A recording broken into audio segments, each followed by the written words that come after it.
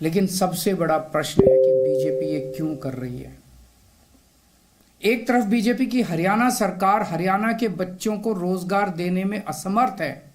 रोजगार के लिए हरियाणा सरकार अपने बच्चों को इजराइल भेज रही है। इजराइल में हम सब जानते हैं कि युद्ध चल रहा है। हमारे बच्चों को युद्ध में धकेला जा रहा है। अपने बच्चों को तो रोजगार है नहीं और पाकिस्तानियों को भारत लाके उनके बच्चों को रोजगार देना चाहते हो। मेरी तो यह बात बिल्कुल समझ से परे है। बीजेपी वाले पूरी दुनिया से बिल्कुल उल्टा चल रहे हैं। पूरी दुनिया में कोई भी देश अपने पड़ोसी देशों के गरीबों को अपने घर नहीं लाना चाहता।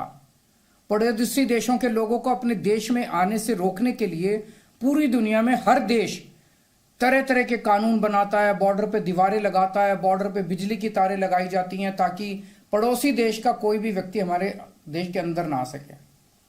बीजेपी शायद अकेली पार्टी है पूरी दुनिया की जो पड़ोसी देश के गरीब लोगों को अपने देश में घुसाने के लिए दरवाजे खोल रही है। बिल्कुल उल्टा कर रही है। एक और बात है सोचने की, पिछले 10 सालों में 11 लाख से ज्यादा भारत के बड़े बड़े अमीर उद्योगपति और व्यापारी भारत छोड़ के चले गए। ये लोग भारत में फैक्ट्री चलाया करते थे, इंडस्ट्री चलाया करते थे, बड़े बड़े व्यापार किया करते थे, लाखों लोगों को नौकरी देते थे, रोजगार देते थे। ये बीजेपी की गलत नीतियों और उनके अत्याचार से तंग आके भारत छोड़ के चले गए। अगर बीजेपी को लाना ही है तो इन लोगों को वापस भारत लेके आओ ना, जो भारत छोड़ के चले गए। ये भारत आएंगे, इनके पास पैसा है, भारत में इन्वेस्ट करेंगे, नई नई फैक्ट्रियां खोलेंगे, नए नए व्यापार खोलेंगे, अपने बच्चों को रोजगार मिलेगा। ये क्या बदतमीजी है कि बांग्लादेश के, पाकिस्तान के और अफगानिस्तान के लोगों को हमारे देश में लाके बसाएंगे और उनको हमारे बच्चों के हक के रोजगार उनको देंगे। ये लोग कह रहे हैं कि 2014 के पहले आए हुए घुसपैठियों को इन नागरिकता दी जाएगी। ऐसा नहीं है, ये तो शुरुआत है। एक बार ये सिलसिला चालू हो गया, एक बार दरवाजे खुल गए तो फिर बहुत बड़ी संख्या में पाकिस्तानी और बांग्लादेश से लोग भारत में आने लगेंगे। आज बीजेपी कह रही है 2014 के पहले आए हुए लोगों को ही नागरिकता दी जाएगी।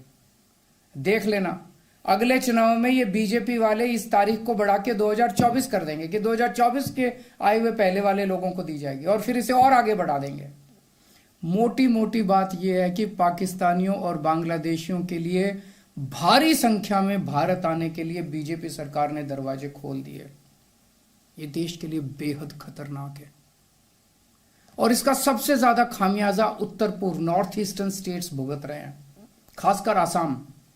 आसाम के लोगों की भाषा और संस्कृति खतरे में पड़ चुकी है क्योंकि वहां पे बांग्लादेश से इतनी बड़ी संख्या के ऊपर इलीगल माइग्रेशन हुआ है। अब बीजेपी कह रही है कि इलीगल माइग्रेंट जो आए हैं उनको हम नागरिकता देंगे, उनको हम बसाएंगे, आसाम में बसाएंगे। आसाम के लोग बहुत नाराज हैं। एक तरह से देखा जाए तो हेमंत बिश्व शर्मा जो बीजेपी के मुख्यमंत्री हैं, उन्होंने धोखा दिया अपने लोगों को। अपने असम के लोगों की खातिर उन्हें सीए का विरोध करना चाहिए था। उन्हें कहना चाहिए था कि असम के लोगों की संस्कृति और भाषा दोनों खतरे में है, यह बिल्कुल बर्दाश्त नहीं किया जाएगा। तो दोस्तों, पूरे देश की मांग है कि सीए को वापस लिया जाए। हम किसी हालत में अपने बच्चों की नौकरियां, अपने बच्चों के रोजगार दूसरे देश के लोगों को किसी हालत में नहीं देंगे।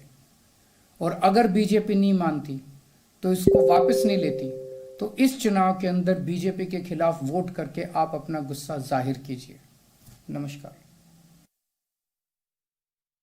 नागरिकता संशोधन कानून को लेकर सरकार को कटघरे में खड़ा करते हुए इस समय अरविंद केजरीवाल नजर आ रहे थे, जहां उन्होंने इस चीज को लेकर सवाल खड़े किए कि आखिर कौन सा ऐसा देश होगा जो पड़ोसी मुल्क से गरीब लोगों को अपने यहां पर आमंत्रित कर रहा हो, उनको नागरिकता दे रहा हो। विदेशियों को रोजगार देने को लेकर भी सवाल खड़े किए अरविंद केजरीवाल ने और साथ ही लोगों से कहा कि मतदाता इस फैसले को अस्वीकार करें चुनाव में वोट देकर।